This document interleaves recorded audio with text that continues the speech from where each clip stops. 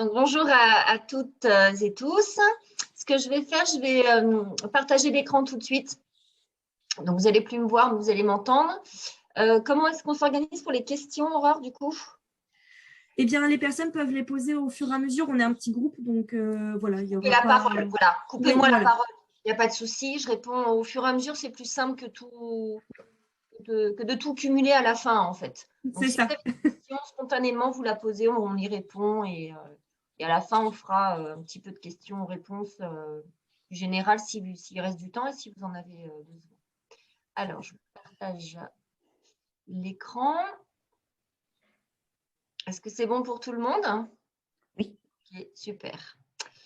Donc, Carole Le Guen, diététicienne. Donc, ça, tu as présenté, Aurore, déjà, Sylvain Fourchette, je passe. Ok.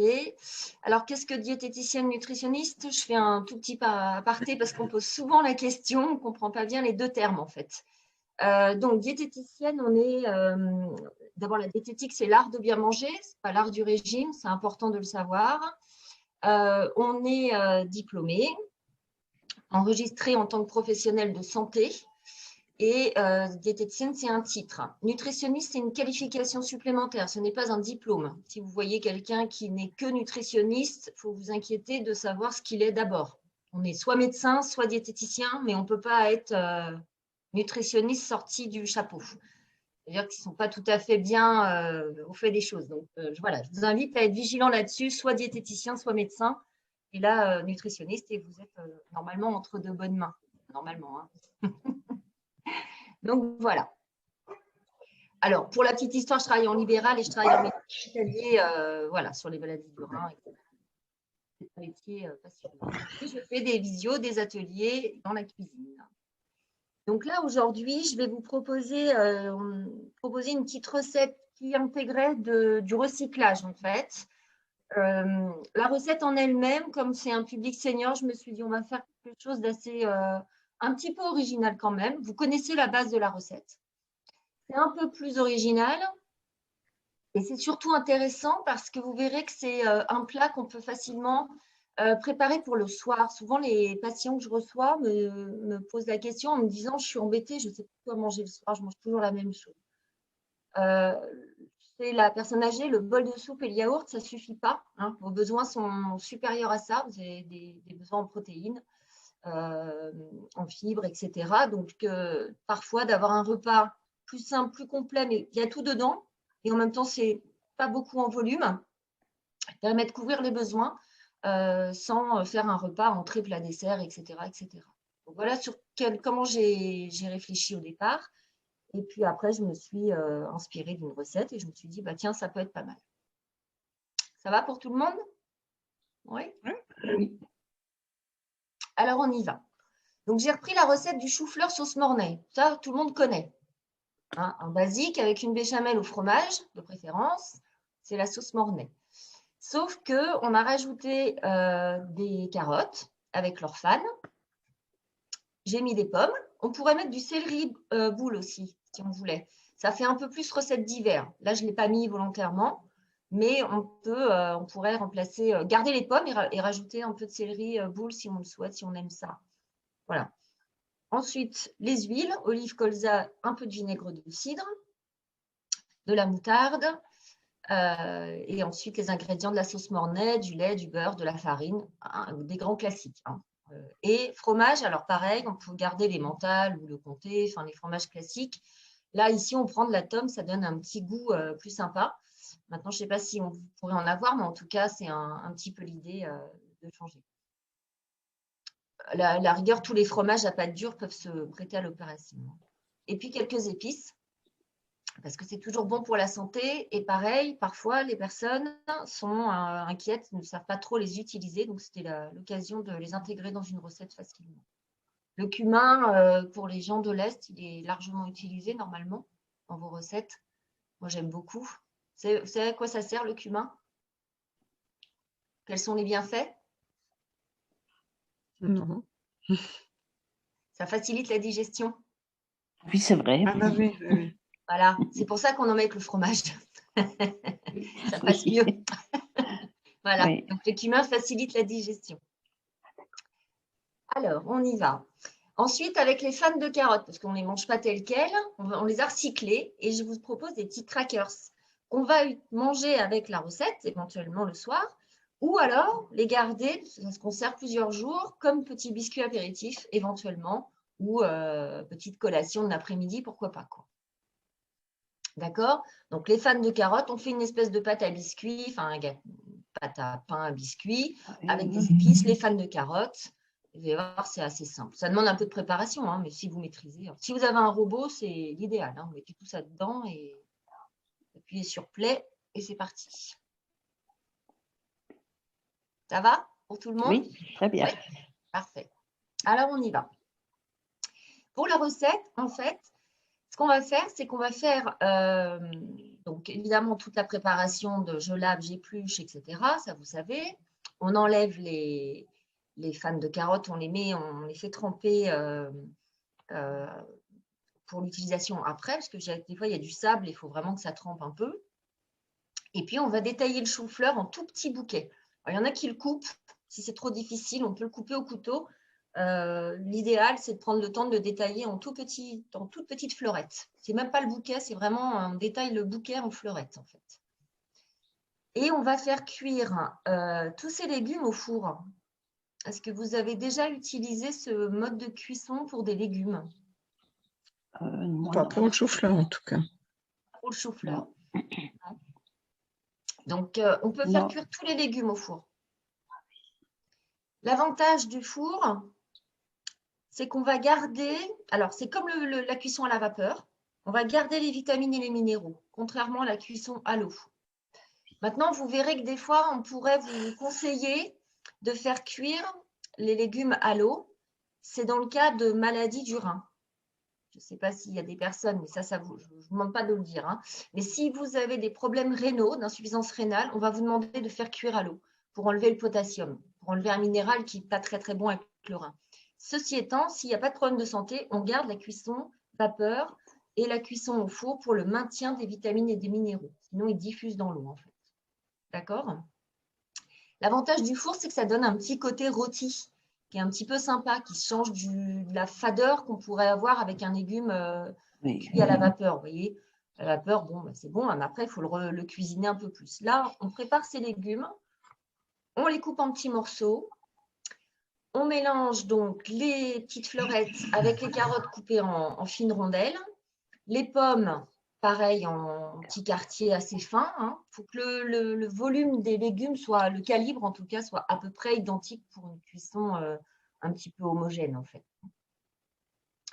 On met ça dans un grand saladier. On rajoute de l'huile d'olive ou une autre huile qui supporte la chaleur si on n'aime pas l'huile d'olive. L'avantage de l'huile d'olive, c'est qu'elle elle vient apporter des oméga 6 et des oméga 9. Vous entendez souvent parler de ça, oméga 3, 6, 9. Ce sont des acides gras qu'on dit indispensables, c'est-à-dire que notre corps ne sait pas les fabriquer tout seul. Donc, c'est vraiment par l'alimentation qu'on peut lui apporter. Donc, on va mettre cette huile, on met un petit peu de sel, un peu de poivre, on mélange bien. On va rajouter éventuellement du cumin ou du curcuma. Et ensuite, on dispose ça sur la plaque du four, bien à plat, avec une feuille de papier sulfurisée. Alors, la petite astuce qu'on peut avoir, c'est de mélanger, de prendre tous ces légumes, de les mettre dans une grande boîte avec un couvercle. En fait, on va les mettre dans la boîte ou dans un saladier avec un couvercle. On va tout mélanger, on va fermer le couvercle et on le secoue. Et ça fait qu'on mélange bien les épices avec l'huile, avec les légumes. Ça, c'est bien homogène plutôt que dans le saladier à la cuillère. D'accord? OK. Donc, on étale ça sur la plaque du four et on fait cuire 30-40 minutes environ. On remue 2-3 fois de temps en temps pour que ce soit homogène. L'idéal, c'est d'avoir des légumes qui soient cuits, mais pas purés. C'est-à-dire qu'on garde un peu de croquant. Alors, pas cru, mais un peu, voilà, ils sont fermes. Ça va? Oui, très bien. Okay, très bien. Donc, on les garde, on les fait cuire. Pendant ce temps-là, parce que du coup, on ne va pas rester les bras croisés, n'est-ce pas? Pendant ce temps-là, on prépare une petite vinaigrette avec les ingrédients de la vinaigrette classique. Donc, la moutarde, le vinaigre de cidre, l'huile de colza, etc. Attention, les 6 cuillères à soupe d'huile, c'est parce qu'on est sur un chou-fleur entier. Hein. Donc, c'est pour plusieurs personnes. C'est au moins 4, 5, 6 personnes, ça dépend des quantités. Et ça dépend de la taille de votre chou-fleur, évidemment. Si vous n'êtes que 2 ou 3 ou toute seule ou tout seul, bon, choisissez un petit cœur de chou-fleur et puis au pire, vous congelez ou vous gardez les légumes pour une autre préparation, en fait. Et vous diminuez évidemment la vinaigrette. Tout le monde sait faire une vinaigrette de base. Hein. Voilà, vous adaptez la vinaigrette en fonction du nombre de personnes que vous êtes à manger. D'accord? Donc voilà. Comme les légumes, ça prend un petit temps à cuire, et que la vinaigrette, ça ne prend pas très longtemps à préparer, on va s'atteler à la pâte à crackers. Donc, on prend les fans de carottes, on les rince bien, on les sèche dans du papier absorbant ou un torchon, et on les émince très finement, on les cisèle, en fait, comme on dit, comme des fines herbes. D'accord? Dans un saladier, vous allez mélanger les farines. Donc, je n'ai pas mis les ingrédients, Aurore, de la... Attendez, je reviens en arrière. Ah bah si, je les ai mis là, je suis bête. C'est ça, et puis ils seront bien expliqués aussi hein, sur les recettes. Comment? Ils seront bien notés aussi sur les recettes imprimées. Voilà. J'ai eu un doute d'un coup là. Donc moi, j'ai pris de la farine de maïs et de la farine de blé. J'ai rajouté des graines, tournesol, lin, courge. Hein. Ceci étant, on pourrait utiliser, et j'ai déjà fait, ça passe, avec de la farine à pain. Vous savez, on achète de la farine pour faire du pain aux céréales ou aux graines. Ça existe hein, pour faire des pains complets aux graines ou aux céréales. Comme ça, vous n'avez pas besoin d'avoir plusieurs ingrédients. Mais c'est pas mal comme ça avec la farine de maïs. Donc ça, vous le verrez de toute façon dans le petit guide explicatif. Je crois que je l'avais mis en substitut d'avoir éventuellement cette farine. Excusez-moi. Donc, on mélange les farines avec le curry, le poivre, le parmesan. Si vous avez du parmesan frais, c'est top. Hein. Non, tant pis, sinon il est déjà râpé. Et c'est mieux de le râper à... Toujours le fromage, tous les fromages, si vous pouvez le faire, râpez-les à la minute, en fait. Vous gardez une espèce de... Et là, je vous entends. Garder un moelleux du fromage, c'est meilleur que le en sachet. Bon, après, c'est pratique, hein. Mais je vous dis, voilà. On incorpore les graines, on met l'huile, du lait. On travaille, ça vous savez faire, hein, pour faire une espèce de pâte un peu homogène. Je vous dis, si vous avez un robot de cuisine, hein, vous mettez tout dans le robot et ça va mélanger pour vous. Hein. Ensuite, on va incorporer les graines. On fait une boule. On voit comment est votre pâte. Si vous pensez qu'elle est trop dure, un peu trop sèche, elle se détache. Voilà, donc on rajoute un peu de lait. Si par contre elle est trop collante, trop molle, on peut remettre un petit peu de farine. Ça vous dosez. Vous farinez votre plan de travail. Vous étalez la pâte avec un rouleau à pâtisserie et vous parsemez des fans de carottes dessus et vous finement ciselez. Vous refaites une boule avec la pâte et vous l'étalez à nouveau en rectangle, comme vous voulez en fait, assez fine, pas trop épaisse. Et ensuite, on découpe à l'emporte-pièce ou au couteau ou à la roulette les petits crackers, la forme que vous désirez avoir. Donc, soit en carré, en triangle, enfin, vous vous amusez, en étoile, comme vous voulez. D'accord? On met ça sur une plaque du four encore et on enfourne pour un bon quart d'heure, on va dire, entre 12 et 17 minutes. En fait, le critère de cuisson, c'est les contours sont dorés. Mais le milieu, quand vous posez votre doigt, comment vous expliquer? Vous voyez ma main, en fait, c'est une astuce de cuisson. Vous touchez entre votre pouce et votre index. Vous sentez le moelleux, en fait. Ça, c'est une bonne cuisson. Vous connaissez cette méthode de cuisson, ce test de cuisinier? Non? Ça marche. En fait, Non, moi pas. vous ne connaissez pas, ils le font pour la viande rouge. Vous savez, le cuisinier, il ne pique pas la viande. En fait, pour savoir si c'est bleu, c'est très mou. Quand ils appuient comme ça, et plus ils resserrent le doigt, plus c'est cuit à cœur. Quand vous resserrez l'index et le pouce, je ne sais pas si vous voyez bien, si vous touchez entre les deux, c'est beaucoup plus ferme. Et de fait, eh ben là, ça veut dire que la viande est trop cuite. Enfin, elle est à point, bien cuite, quoi. Plus on écarte, plus c'est tendre, plus c'est bleu. Ah, oui. Voilà. Yep. Donc voilà, vous avez appris encore un truc. Alors, il s'en sert pour les noix de Saint-Jacques, les cuisiniers, et pour la viande rouge, de cette petite astuce du creux de la main. Donc, voilà. Donc là, on a fini, c'est en train de cuire. Vous vérifiez vos légumes. S'ils sont cuits, vous pouvez les sortir. Vous les laissez refroidir tranquillement à température ambiante. D'accord? Et on va préparer la salade. En fait, on va assaisonner une fois que les légumes auront un peu refroidi, pas trop chaud, hein, qu'ils auront refroidi. Vous allez les mélanger avec la vinaigrette, comme une salade, toute simple, d'accord? Et on va préparer la sauce Mornay. Donc la base hein, d'une béchamel, on fait fondre le beurre. Est-ce qu'il y a quelqu'un qui a du mal avec la sauce béchamel? Non. Non? Tout le monde sait faire? Vraiment. Oui. Ouais. Oui. Voilà. Vous Oui. la faites maison, hein? Vous ne l'achetez pas dans le commerce. Non, non, oui, bien sûr. Voilà. Je vous le dis parce qu'il y a plein de trucs qui ne servent à rien dans celle du commerce. Donc là, on a 3 ingrédients, du beurre, de la farine et du lait. Et voilà. Et du lait. Et on est sur un produit vraiment classique, équilibré. Enfin, il n'y a pas de souci, quoi. Donc, on fait sa petite sauce Mornay. Donc, mélange, on fait son roux, en fait, un roux blanc, ça s'appelle. Hein, mélanger la farine et le beurre, ça mousse un petit peu. Hop, on ajoute le lait d'un seul coup. On continue à mélanger jusqu'à ce que ça épaississe un peu.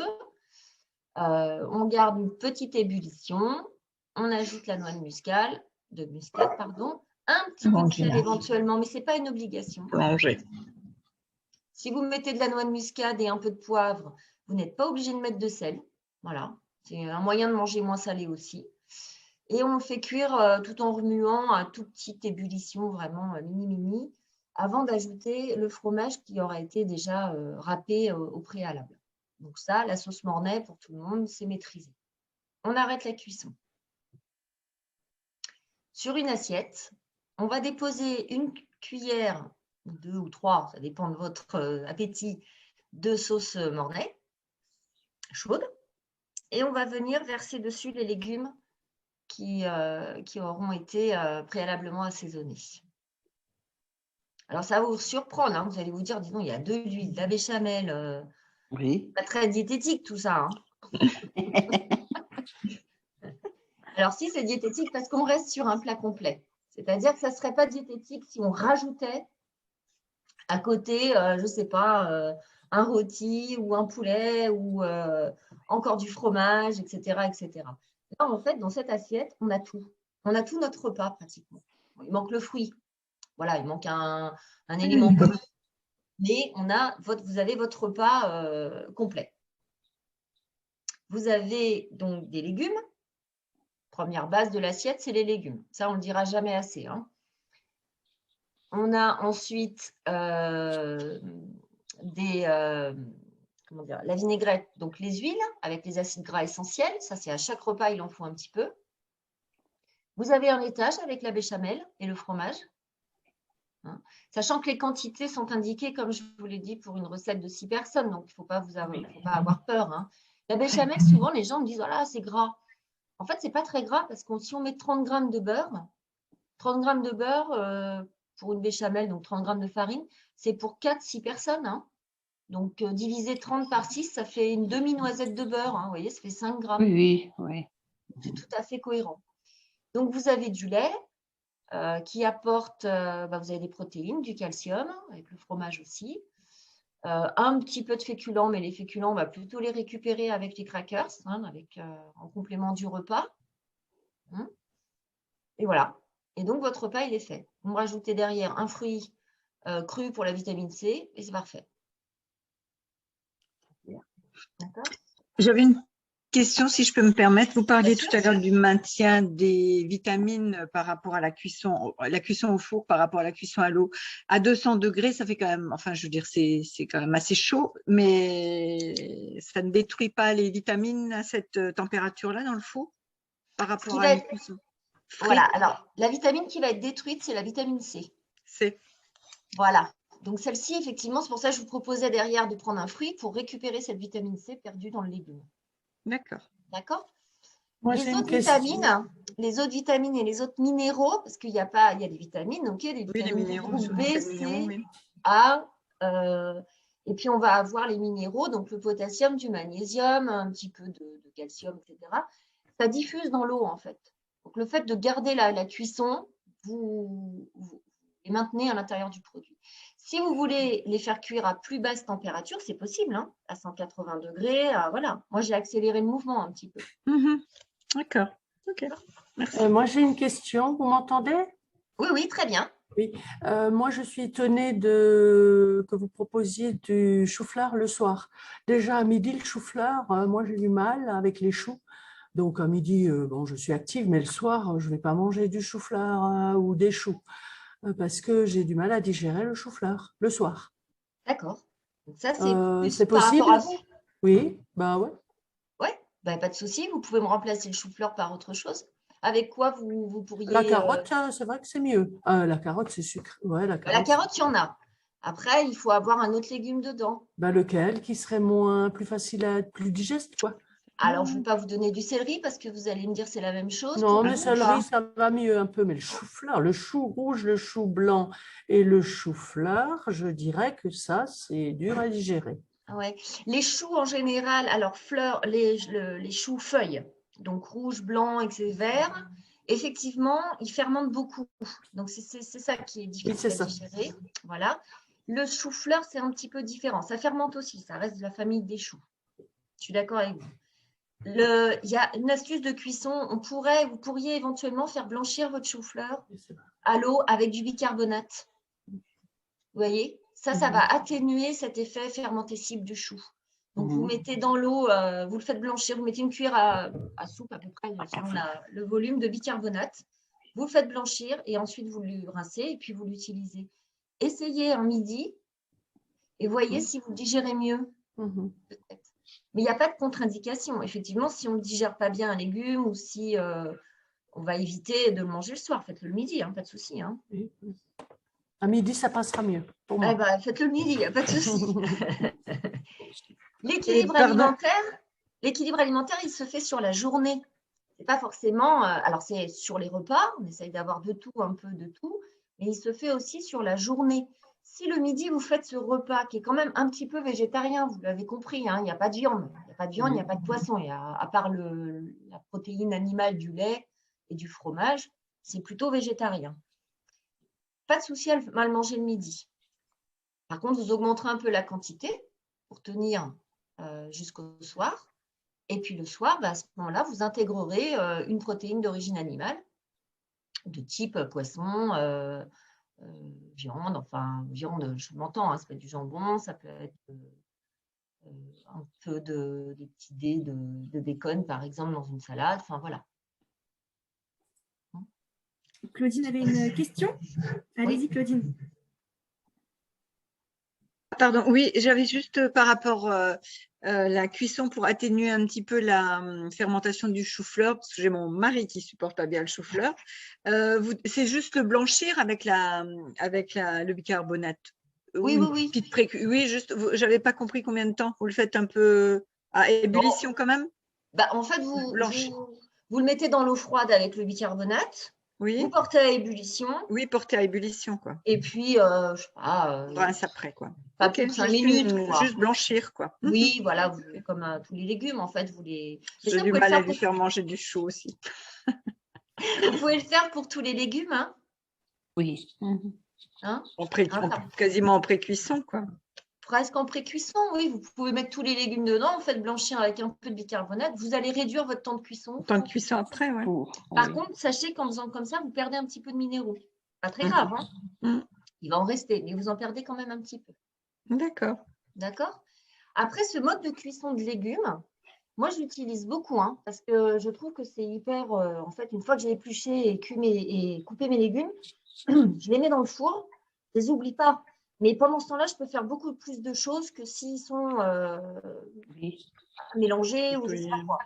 Et de fait, en hiver, tout ce qui est courge, les butternuts, les potimarrons, les choses comme ça, les panais, enfin voilà, je vais les faire cuire comme ça au four. Je trouve ça meilleur. C'est un petit côté rôti en plus, c'est sympa. Et ça n'a pas le même goût on ne va pas retrouver le goût du chou-fleur cuit à la vapeur, vous voyez, ce goût fort un petit peu. Rôti au four, il a un goût plus neutre. Ouais. Voilà, ça passe mieux. Les enfants notamment, ça passe mieux. Le chou, des fois, il pince du bec, comme on dit. Ça va comme ça? Oui, très bien. Alors, est-ce que vous avez des questions par rapport à la recette? Encore? Non. Non. Ça va, c'est simple. Ouais. Juste qu'elle est présentée autrement. On évite de prendre le plat gratin, on mélange tout, hop, on fait un petit truc un peu joli. Ça peut faire une petite entrée aussi. Vous savez, vous avez du monde, faites une petite entrée ou vous présentez comme ça, pourquoi pas, hein, ça peut être l'idée. Hein. Oui. Et puis, au choix, vous choisissez d'autres légumes. Hein. Alors, les légumes d'été vont moins se prêter à ce genre de préparation. Mais dans les légumes là qu'on a en ce moment, on est en sortie d'hiver, printemps, on a encore, là, c'est la pleine saison, des choux, des carottes, on a des jeunes carottes. Enfin, voilà, donc c'est assez intéressant. Les courges, c'est fini. On n'a plus beaucoup. Voilà. Avec un navet boule d'or aussi, non? Oui, oui. Ah oui, oui. Ouais, ouais. Avec Pourquoi carottes, pas, quoi, ça. pourquoi pas, oui. Ouais. Je vous dis, tous les légumes peuvent se prêter à la cuisson au four, il n'y a pas de souci. Hein. OK? Et puis, les Bien. crackers, ça se garde.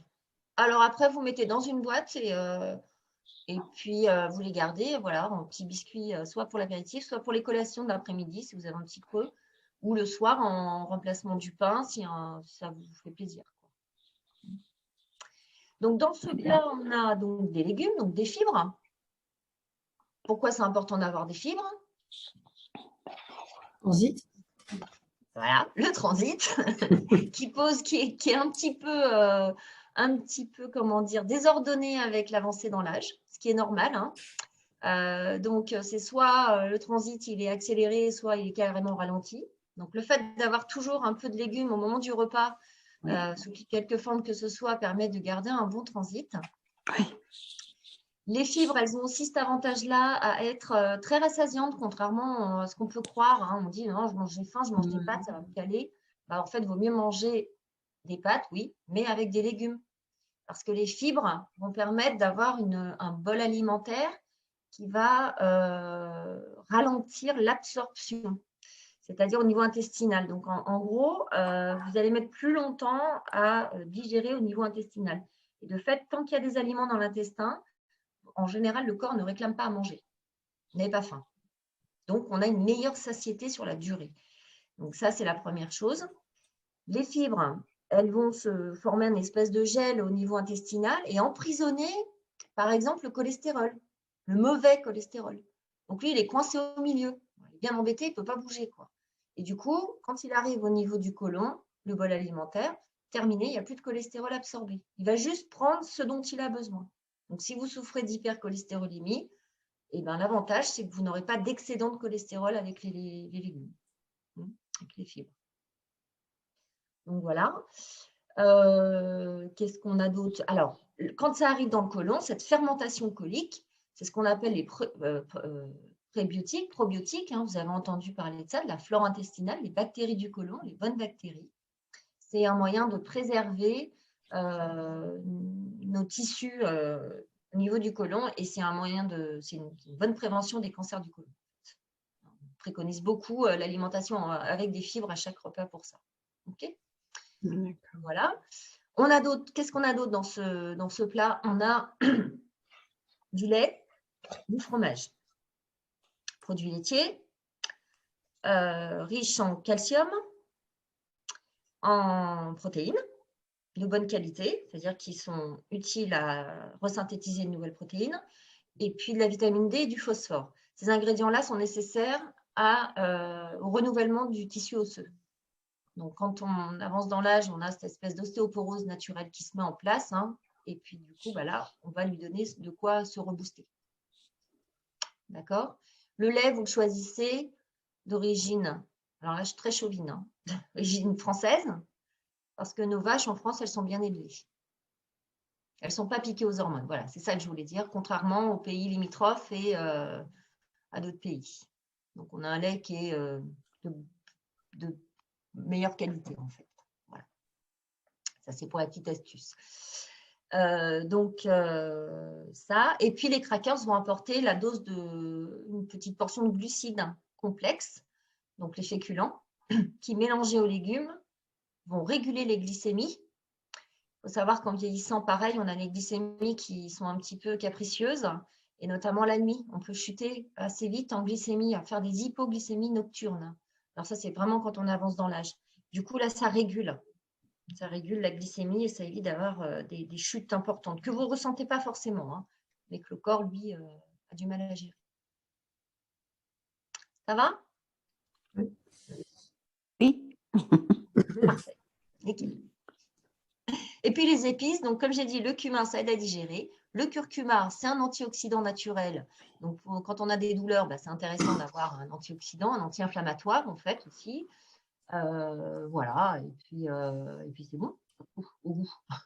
Alors le curcuma, il est toujours marié avec du poivre. C'est les deux ensemble, c'est un couple heureux. C'est comme ça que les bienfaits du curcuma sont mis en exergue en fait. S'il n'y a plus de questions, on va passer à la deuxième partie de la présentation, c'est le gaspillage alimentaire.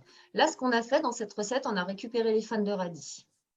On pourrait faire la recette avec d'autres herbes. Hein, si on n'a pas de fans de radis, si on ne trouve pas de carottes, de carottes, pardon, j'allais dire, on peut récupérer des herbes aromatiques, hein, de la ciboulette, du persil, du cerfeuil, etc. Les fans de radis, on peut en faire de la soupe, la mettre dans la soupe, hein, toutes ces herbes-là. Donc, le gaspillage alimentaire, c'est un truc, moi, quand j'ai fait des recherches pour un atelier, Silver Fourchette d'ailleurs, j'étais très impressionnée par les chiffres. En fait, ça m'a tué, quoi. Je ne sais pas si vous vous rendez compte, mais c'est 10 millions de tonnes d'aliments consommables qui partent à la poubelle. C'est fou. On se dit, c'est pas possible. 20 kilos par an et par habitant. Donc, évidemment, aujourd'hui, il y a les histoires de compost. Si on a un potager, on peut faire du compost, etc. Si on a des animaux, on peut leur donner. Mais pour le coup, voilà, dans les villes, c'est un peu plus compliqué. Et là, je me suis dit, c'est pas possible, quoi. Donc, ça part du début de la chaîne alimentaire jusqu'à votre assiette, en fait. Vous avez entendu parler des légumes moches, en fait, que les magasins ne veulent pas vendre parce qu'ils ne sont pas beaux, mais ils sont consommables. Ou les fruits. Et des fruits un petit peu abîmés en compote, il n'y a pas mieux. Hein.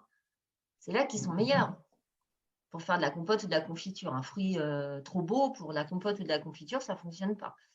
Donc, voilà, du début à la fin, on jette, quoi. Nous, on peut mettre en place des petites habitudes du quotidien qui vont permettre de limiter, en fait, ces pertes alimentaires. Donc, avant de faire ses courses, dans l'idée, on prépare une liste. On vérifie ce qu'on a dans ces réfrigérateurs, congélateurs, placards. On n'achète pas pour acheter. On met de côté, on fait une espèce de gestion du stock du frigo et des placards, c'est-à-dire je mets de côté ce qui va être vite périmé et je me dis, il me reste 4 yaourts, donc je ne vais pas en racheter 12, mais je vais en racheter que 4, parce que ça m'en fera 8 et ça suffit. Enfin, voilà. Donc, on fait un petit checking comme ça dans le frigo pour vérifier. L'idée, c'est de faire ses menus aussi. Donc, avant de faire ses courses, on établit 5 jours de menus. Alors, je ne dis pas qu'il faut faire des menus comme dans un restaurant, hein, ou comme dans une entreprise, etc. On prend 5 idées. Et on se dit, les repas du midi, qu'est-ce que je vais manger le midi? 5 idées pour le midi. Et du midi, en fait, va découler le soir facilement. Parce qu'on se dit, si je fais un rôti, le soir, je peux faire, avec le reste de viande, un petit gratin avec des pâtes et des légumes. Vous voyez? Donc, en fait, on va se dire, tiens, je vais faire ça, il va m'en rester pour le soir ou pour le lendemain. Comme ça, j'ai 2 repas déjà qui sont calés. Donc, les 5 plats du midi permettent de décliner le repas du soir. Vous achetez des poireaux ou je ne sais pas quoi. Vous faites empoêler le midi ou cuit au four, là, justement. Et le reste, j'en garde, j'en achète 2 de plus. Et le soir, je ferai une soupe ou une salade, peu importe. D'accord ? Et on commence toujours les menus, alors contrairement à nos habitudes, par les légumes. Pourquoi? Parce que la liste, elle est tellement large. Et puis, on raisonne en termes de saisonnalité. Donc, on va prendre un calendrier des fruits et légumes de saison. ou si vous les connaissez, bah, c'est parfait. Et vous vous dites, voilà, en ce moment, il y a, alors on est au printemps, on a des asperges, on a donc les choux nouveaux, là, les carottes, on a les petits poireaux, on a les petits pois qui vont arriver, on a les blettes, on a les jeunes pousses d'épinards. Enfin, on a pas mal de légumes en ce moment. Donc, on va se dire, bon, bah, tiens, j'en prends 5, tac, tac, tac, et à partir de là, je vais faire mon menu. Si je prends je sais pas, des blettes, c'est la saison, si on aime ça, qu'est-ce que je vais faire avec mes blettes? Au niveau protéines, c'est plus facile de choisir. On mange toujours à peu près les mêmes viandes, les mêmes poissons. Donc, on se dit, bah, avec mes blettes, je vais faire un petit rôti de porc, là, ou un filet mignon, ou je ne sais pas quoi. Donc, c'est beaucoup plus facile, vous voyez, que de partir d'abord par la viande, comme on fait d'habitude. Et ensuite, qu'est-ce qu'on fait avec? On part du légume, on associe sa viande, et le féculent, que je disais d'avoir toujours un peu de viande, un peu de légumes et de féculents au repas, il va être facile à mettre en place parce que féculent, en gros, pâtes, riz, pommes de terre, et puis après les légumes secs, éventuellement. Donc ça, c'est facile. Il n'y en a pas beaucoup. Alors, il y en a beaucoup, hein, mais ceux qu'on mange, c'est toujours un peu les mêmes. Donc c'est facile de les associer. Ça va? Oui. Oui. Qu'est-ce que je voulais dire? Qui est-ce qui ne mange jamais de féculents avec ses légumes le midi? Pas forcément, j'associe pas toujours. Pas toujours. Bon, c'est bien d'avoir un peu les deux, hein, comme je vous ai dit tout à l'heure. Maintenant, ça peut être le pain, c'est un féculent. Oui. Il peut venir en complément. Le seul truc qu'on évite de manger que du pain. Pourquoi? Je vous pose des cols, hein, à cause du sel. À cause du sel. Parce que le pain, c'est très salé. Alors, comme je travaille dans la maladie rénale, je suis assez casse-pied avec le sel. Hein, je vous préviens. Je vais essayer d'éviter de mettre trop de sel. Donc, pour le coup, le pain, c'est un féculent, soit, mais pas plus d'une demi-baguette, l'équivalent d'une demi-baguette par jour, répartie sur la journée. OK? Donc, pendant les courses, 2-3 petits réflexes. On évite d'y aller, évidemment, en ayant faim. Parce qu'alors là, autant vous dire que ça peut partir vite en du grand n'importe quoi. Les promotions, les trucs, dire oh, c'est super bon et hop. Donc on essaie d'y aller en étant un peu, en n'ayant pas faim. Voilà. On peut choisir des produits à date courte si on sait qu'on va les consommer rapidement. Notamment, je vois les viandes ou les poissons, parfois dans les grandes surfaces, ils vont vous mettre promotion parce que ça a mangé le jour même ou le lendemain. Allez-y, hein, du coup, c'est pas mal hein, comme ça. Hein. Vous les payez 2 fois moins cher en général. Et si, voilà, donc ça, il n'y a pas de souci. Toujours les produits de saison. En général, ils sont moins chers. En général, ce que je dis. Ensuite, l'avantage des produits de saison, notamment les fruits, les légumes, même les autres, c'est que ça va vous donner, ça va nous apporter d'un point de vue nutritionnel les vitamines, les minéraux dont on a besoin par rapport à la saison. Ça paraît bizarre, mais c'est comme ça. C'est-à-dire pourquoi en été, on a des légumes et des fruits très riches en eau et de couleurs très vives. En fait, ils sont remplis de bêta-carotène, de vitamine E. Donc, ils nous protègent de l'ensoleillement et ils nous hydratent. Parce que l'été, il fait chaud et il y a du soleil. Et l'hiver, on va avoir plutôt des légumes racines, c'est-à-dire qui poussent dans la terre, qui sont riches en minéraux, notamment en cuivre, en sélénium, en zinc, qui vont venir booster nos défenses immunitaires, donc nous protéger des infections hivernales. Voilà pourquoi c'est aussi important de respecter les saisons dans notre alimentation. D'accord? Oui, très bien. Les quantités, on évite d'acheter un lot de 10 paquets de, je ne sais pas quoi, de pâtes, par exemple, si voilà, ça ne vaut pas forcément toujours le coup, en fait. Et puis, alors les pâtes, ça se garde. Maintenant, si c'est d'acheter 3 boîtes de poireaux alors que, bon, vous êtes 2, ça fait peut-être beaucoup de poireaux sur la semaine. Donc, ça ne vaut peut-être pas le coup. Ou les yaourts, c'est souvent les yaourts, en fait. Les yaourts, ça, on peut acheter des gros paquets. Et comme on fait les courses en moyenne une fois par semaine, voire tous les 5 jours, voire plus, bon, on y va tranquille, quoi. Alors, conserver les aliments. On organise son réfrigérateur. Devant, on met les produits qui sont à consommer rapidement et derrière, au fond, ceux qui peuvent attendre, notamment pour les laitages, parce qu'ils ont des dates assez larges. On va réorganiser le frigo comme ça pour éviter d'avoir des trucs qui meurent au fond du frigo. Qu'est-ce que vous faites, vous, d'ailleurs? Vous faites comme ça, déjà? J'enfonce peut-être des portes ouvertes, hein, comme on dit. Hein. Moi, je prépare pas tellement souvent des menus à l'avance. Je suis plutôt un peu à l'instinct. Bah, si vous avez l'impression que vous ne jetez pas, vous faites vos courses régulièrement. Oui, non, je jette pas Non. beaucoup. Voilà, il n'y a pas de souci. Oui. Hein. Après, le marché, par exemple, faire son marché, ça permet aussi de se dire, ah bah tiens, oui, allons-y, si on y va plus fréquemment. Ça dépend du temps qu'on a, en fait. Et je fais souvent des quiches avec tout ce qu'il y a comme reste, quoi. Exactement. Ouais. Ça permet d'écouler les restes qui sont plus, voilà. Il reste toujours 3 miettes parce que personne ne veut finir. La cuillère de trop. Ouais. Ouais, très bien. Bah oui, c'est un recyclage. Hein. Sympa. Moi, j'appelle ça la quiche Jifoutou. C'est un terme que mes enfants ont sorti un jour et m'ont dit, tu as encore fait ta quiche Jifoutou. En fait, la quiche Quasiment Jifoutou, ça. voilà. Comment? C'est quasiment ça. Et puis, c'est tellement bon, on n'arrive pas à faire deux fois la même. Ouais. Exactement. Voilà. Alors, on peut faire en quiche, on peut faire des flancs de légumes, en gratin aussi. Hein. Ouais, voilà. Bon, après, les cakes. Ah, le cake aussi, c'est les cakes salés. Ça fait un repas assez sympa le soir avec une salade. Et en été. Oui. Ça change de. Ça fait fête. Comment? Ça fait la fête. Avec un cake au coin, c'est la fête. Ouais, c'est ça. C'est ça. Donc, en ce moment, on en a besoin un petit peu hein, de se faire plaisir. Oui. Pas beaucoup la fête, alors bon.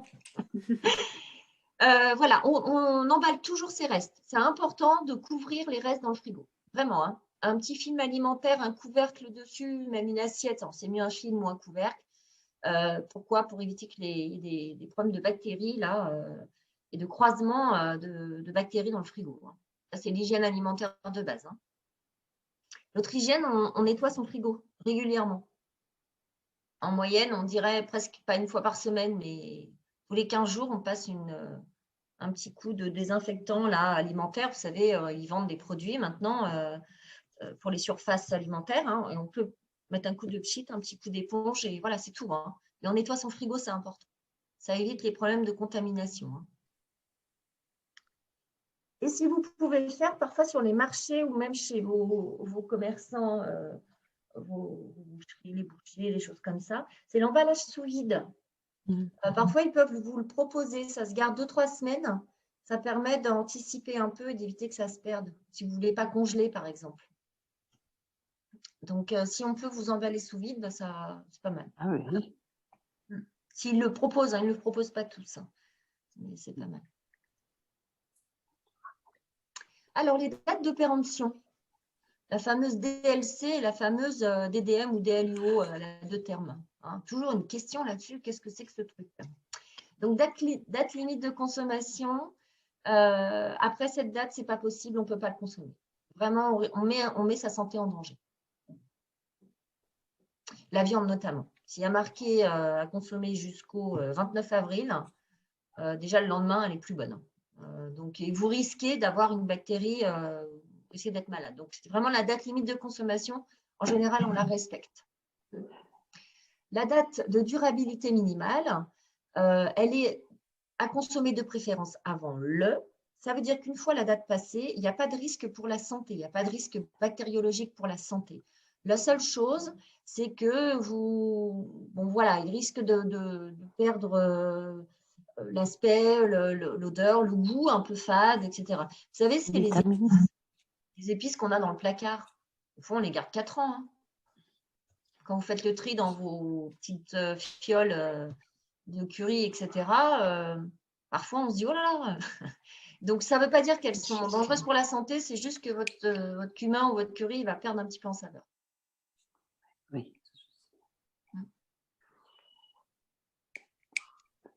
Ça va pour vous? Oui.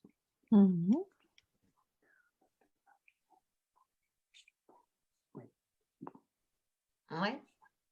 Alors, je passe à la chose. Voilà, les DDM, donc les dates de durabilité. On a le miel, ça se garde à vie. Vous le saviez, ça? Oh, Ça cristallise un peu, mais ça se garde à vie. Vous pouvez le refaire chauffer s'il a trop durci, parce que c'est le sucre qui va décanter un peu, mais ça se garde. Le chocolat, on peut le manger 2 ans après la date. Alors oui, il va blanchir un peu, il n'est pas terrible, mais pour le coup, il est consommable. C'est-à-dire qu'il n'est pas dangereux pour la santé. Il n'est pas terrible, mais il n'est pas dangereux. Les pâtes, le riz, les lentilles, évidemment, plusieurs mois. L'idéal, c'est de les enlever de l'emballage, de les mettre dans des bocaux fermés pour éviter les petites bestioles. Alors, les mythes alimentaires ou les charançons qui arrivent fréquemment, on ne s'en rend pas forcément compte. Mais moi, j'ai eu des mythes alimentaires dans mon placard de pâtes. Je ne vous raconte pas, pour m'en débarrasser, c'était une galère, quoi. Donc, le bocal fermé hermétiquement, c'est pas mal.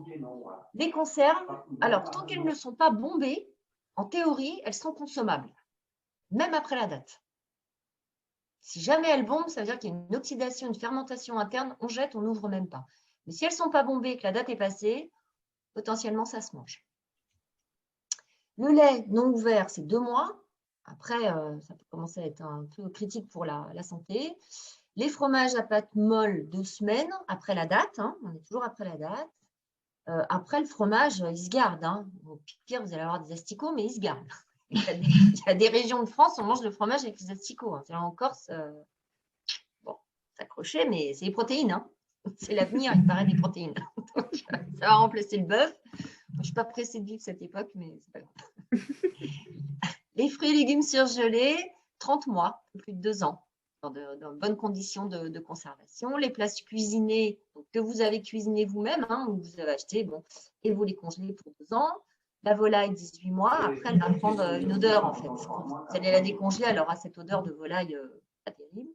Pâtisserie, 18 mois. Les poissons, 24 mois. Crustacés, 12 mois. Et la viande hachée, alors c'est fragile comme produit, plutôt 9 mois. Voilà.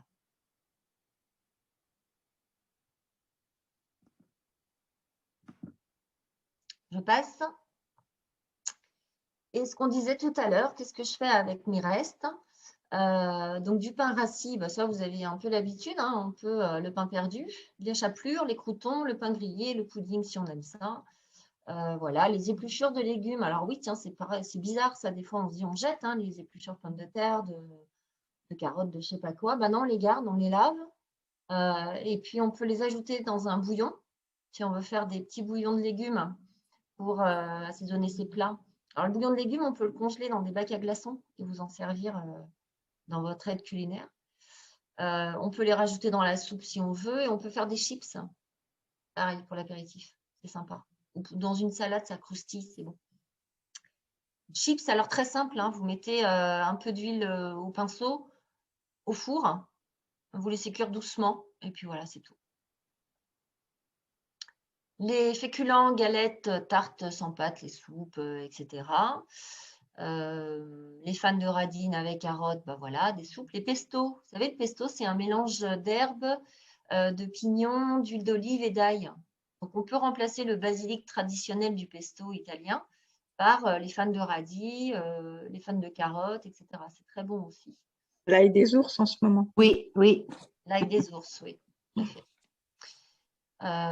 Les restes de lait, ben, ça, je vous laisse gérer, facile. Les restes de fruits, pareil. Et puis, la gelée, par exemple, les restes d'épluchures, même de pommes, on peut faire une gelée de pommes avec. Hein. On peut utiliser après pour aromatiser ses yaourts ou en pâtisserie. Et le reste de blanc d'œuf, voilà, classique.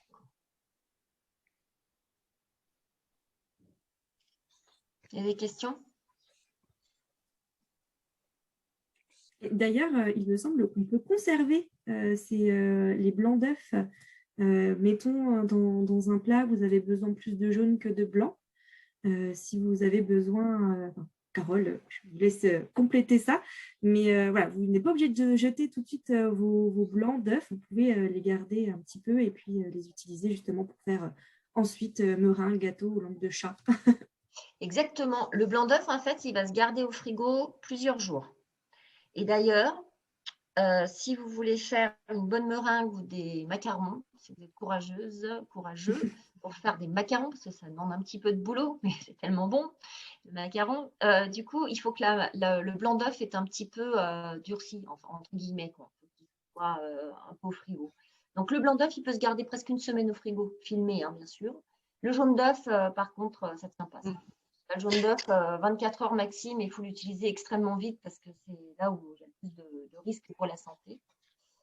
Et le blanc d'œuf, on peut le congeler? Oui, c'est ce Ouais. que j'allais Moi, vous dire. oui, moi je congèle quelquefois et j'en mets l'un par-dessus l'autre quand j'en ai. Ça pose pas de problème. Non, vous pouvez. Alors, c'est-à-dire, vous remplissez ce que vous avez déjà congelé? Oui, Ouais, c'est peut-être mieux de mettre séparément. séparément quand même. sachets. Ouais, je Oui, suis quand pas même. toujours convaincue quand je le fais. Mais bon. Parce qu'en fait, vous allez utiliser le plus ancien. Ouais. Voilà. Là, du coup, vous Oui, empilez. du coup, j'utilise, si j'en ai 4 ou 5, du coup, ça vaut le coup de faire des meringues. Oui, voilà, ça vaut le coup de faire des meringues où je vous dis les fameux Ouais, mais il vaut macarons. mieux les séparer, d'accord. Les financiers, hein. Les petits financiers, ça se fait avec du blanc d'œuf. C'est- Les tuiles. Voilà, alors ça, c'est rapide, hein. On peut faire rapidement. Il vous reste des blancs d'œuf, vous pouvez faire des tuiles ou des financiers dans la foulée, quoi, hein. Quand vous êtes lancé dans la pâtisserie, on va jusqu'au bout, quoi. D'accord.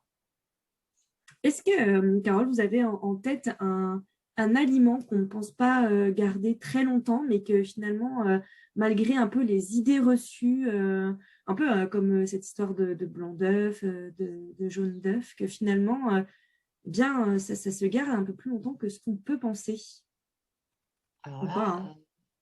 à froid comme ça, le matin, là.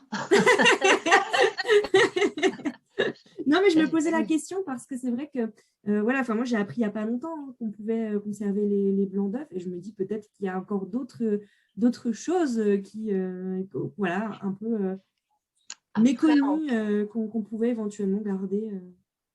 en cuisine, par exemple, si vous achetez une botte de persil ou d'herbe, voilà, où on va plutôt prendre la feuille en fait et les tiges. Les tiges, on peut les garder pour mettre dans une soupe.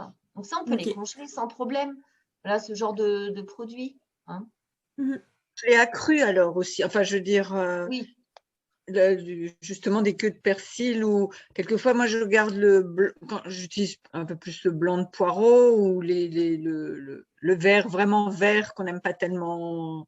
oui. Mais je le congèle à ce moment-là, cru, tel quel. Je le blanchis pas. Habituellement, il vaut mieux Ah non. blanchir, non? Mais ça, Alors, on blanchit pour garder la couleur beaucoup. d'accord. C'est uniquement Voilà, une question d'esthétique, on va dire. oui, un peu, pour le stabiliser. Après, le verre de poireau, très bien. Vous gardez les verres de poireau, vous fabriquez avec La vos 3 chou. branches de persil un bouquet garni que vous mettez au congélateur. D'accord. Hein, vous ficelez, vous faites votre petit bouquet garni, ça vous savez faire. Vous mettez au congélateur et quand vous en avez besoin, vous le jetez dans la cocotte là. Et Ah oui, c'est bien. pas de souci. Comme ça, vous ne jetez pas les verres de poireau. Et c'est vrai que ce n'est pas très très bon, c'est filandreux, c'est difficile à digérer hein, pour ceux qui ont des intestins fragiles. Évitez le verre de poireau. Ça passe pas très bien. Et oui, vous allez au marché, vous faites vos courses, je parlais tout à l'heure d'acheter par lot, mais effectivement, hein, si au marché, ça vaut le coup d'acheter 3 boîtes de poireaux, vous coupez, vous tronçonnez, vous lavez et vous essuyez bien par contre. Et puis vous congelez, hein, et vous avez vos légumes tout prêts, hein, prêts à Il y l'emploi. a une petite question sur la discussion de Jean-Pierre qui nous demande ce qu'il en est des conserves maison. Comment, voilà, est-ce que ça change un petit peu euh, dans le maintien, enfin, dans voilà, combien de temps en fait on garde ces conserves maison? Est-ce que c'est, voilà, je pense que c'est ça la question. Pareil que pour les conserves du commerce, à condition qu'elles aient été bien stérilisées en fait. Si vous Ok. respectez les règles de stérilisation avec un stérilisateur, etc., ça va se garder autant que les conserves. Voilà. Alors après, ce qui est difficile, c'est que pour le coup, bomber un bocal en verre, c'est un peu compliqué. C'est ça. Voilà. D'où la question. Voilà, d'où la question, ça, je peux comprendre. Pour autant, en général, les gens qui font leurs conserves mettent l'étiquette dessus. Et pareil, un peu comme l'histoire du frigo, l'endroit où on stocke ses conserves, on réagence à chaque fois. On se dit, les anciennes, je les mets devant, celles que j'ai faites cette année, je les mets derrière, et puis on consomme. Hein. Ça ne sert à rien comment dire, de trop stocker si on sait qu'on ne va pas tout manger, ou alors on donne, enfin. Voilà. Est-ce qu'éventuellement, vous avez d'autres questions par rapport à tout ce qu'on vient de voir, que ce soit en revenir sur la recette ou sur des questions sur l'anti-gaspillage, sur des aliments, vous ne savez pas trop comment les conserver, combien de temps les conserver, n'hésitez pas, allez-y, c'est votre moment. Donc, pour les personnes qui ont coupé le micro, vous pouvez peut-être, si vous voulez interagir, n'oubliez pas de le remettre. Et voilà. Pour la diététique aussi, hein, si vous avez des questions, Oui. profitez-en, hein, vous avez une diététicienne. Surtout, n'hésitez pas. Allez-y. Moi, j'ai pas de questions. Bon, c'est que c'était très clair déjà. Moi, j'aurais éventuellement eu une petite question par rapport au laitage. Est-ce que les laitages sont vraiment inflammatoires, plus inflammatoires, je veux dire Non. un jour conseillé un petit peu de remplacer le lait de vache plutôt par le chèvre et le fromage également pour des problèmes inflammatoires d'articulation, on va dire. Alors, de base, ça vient de certaines… C'est quelque chose qui circule beaucoup depuis quelques années maintenant. En fait, ces études qui ont été faites sur l'inflammation liée aux produits de vache, de lait de vache, viennent des États-Unis, d'Europe du Nord, notamment des pays nordiques et d'Australie. Et ce qu'il faut savoir, quand je vous disais tout à l'heure, nos vaches sont bien élevées. C'est-à-dire que dans ces pays-là, on pique les vaches aux œstrogènes. Donc, on les pique aux hormones pour qu'elles puissent produire 2 fois plus de lait qu'une vache est capable de produire. Donc, je ne sais pas si vous avez été aux États-Unis pour certaines personnes en voyageant. Moi, j'ai été extrêmement surprise de voir le nombre déjà de bouteilles de lait. Nous, on a 3 couleurs, là-bas, il y en a 5 ou 6. Enfin, on ne sait même pas ce qu'on achète comme lait hein, entre les allégés, les machins, les trucs. Et vous avez quand même une bouteille de lait où il y a marqué sans hormones. Donc, c'est vraiment un indicateur de se dire, mais ils ont un lait qui n'est pas bon, quoi. Donc, déjà, de base, la qualité du produit, enfin, de la production, déjà. Ensuite, on a des fermes en France qui sont tout à fait cohérentes. On n'a pas des fermes aussi grandes qu'on peut avoir proche de chez vous en Allemagne. Hein. En Allemagne, il y a des fermes avec des, je sais pas combien de vaches, enfin, bon, bref, comme aux États-Unis. Donc, voilà. Donc, on a une production qui est plutôt confidentielle, comme on dit. Et donc, ces études viennent de là par rapport à la qualité du lait et la consommation. Nous, Français, on ne consomme pas autant de lait qu'eux. On ne boit pas des litres de lait. On en boit un peu le matin, on en utilise dans la cuisine. On va manger un yaourt ou 2 et un morceau de fromage dans la journée, mais c'est tout. D'ailleurs, les recommandations nutritionnelles, vous savez, le plan national nutrition santé, là, le fameux 5 fruits et légumes par jour, etc., il a été remodifié il y a quelques années. Au départ, on donnait 3 produits laitiers par jour, voire 4 selon les populations, pour les adolescents et pour la personne âgée. Vos besoins en calcium sont les mêmes que l'adolescent, hein, d'accord? Donc assez élevés. Aujourd'hui, on est revenu à 2. Pourquoi? Parce que ce n'est pas pour dire c'est pas bon, c'est juste pour dire finalement le Français ne consomme pas autant de laitage que ça. Et on a d'autres sources de calcium dans les oléagineux, les amandes, voilà, dans les pâtes, le riz, les légumes secs, etc. Donc, en gros, si on garde cette consommation telle que l'on a, modérée, il n'y a pas de problème d'inflammation. Ce ne sont pas des choses qui sont scientifiquement définies. Ok. Hein? Donc, le lait de vache et le lait de chèvre, en termes de composition, c'est identique. Oui, c'est vraiment. Ou alors c'est le brebis? Ou le brebis est différent alors? C'est la brebis qui est différente. Le brebis, il est plus gras. Donc, il est standardisé hein, maintenant. Mais le lait de brebis, de base, il est plus gras. Et il est standardisé pour coller au lait de vache et au lait de chèvre. Le risque qui va se passer, c'est qu'à force de promouvoir le lait de chèvre ou le lait de brebis, c'est qu'on va se retrouver avec une production trop forte. Au départ, la chèvre et la brebis, c'était des petits élevages. On ne fait pas voilà. Hein. Oui. Ça produit moins qu'une vache.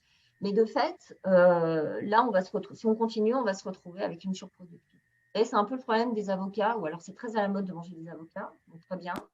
Sauf qu'aujourd'hui, ça pose des problèmes plus écologiques. Les amandes aussi, très à la mode de manger des amandes, et du coup, ça pose des problèmes écologiques. Voilà. Moi, je prends une diététique simple, de bon sens. On mange de tout, un peu de tout. Il n'y a pas de suraliment. Tous les aliments sont nécessaires. les sources d'aliments, les familles d'aliments. L'être humain est omnivore. Et le cou du lait, par contre, c'est la seule enzyme que l'on peut avoir des difficultés à fabriquer adulte. Donc, c'est pour ça qu'on digère moins bien le lait. Et ça ne veut pas dire qu'on n'en a plus forcément besoin. Vous savez, on entend les animaux ne boivent plus de lait adulte. On n'est pas des animaux, on est des êtres humains. Et le seul animal qui est omnivore comme l'être humain, vous savez qui c'est? Lequel est-ce? C'est le cochon. C'est le porc, oui. Le cochon, il est omnivore comme l'être humain. Ouais. Et pour le coup, il boit du lait. Ok, merci.